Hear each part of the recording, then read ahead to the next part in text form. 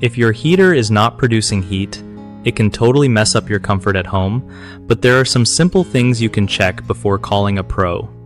First off, make sure the pilot light or ignition system is actually working. Sometimes it just goes out or gets clogged, and that's an easy fix. Next, take a look at your thermostat settings. If it's set too low or broken, your heater won't know to kick on. Also, check if the heating elements are dirty or damaged, because that can stop them from warming up properly.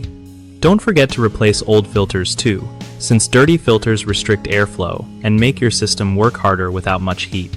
Another tip is to listen for any weird noises or smells, which might mean there's a bigger problem you shouldn't ignore.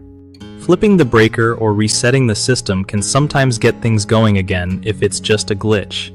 And hey, regular maintenance goes a long way to keep your heater running smooth all winter.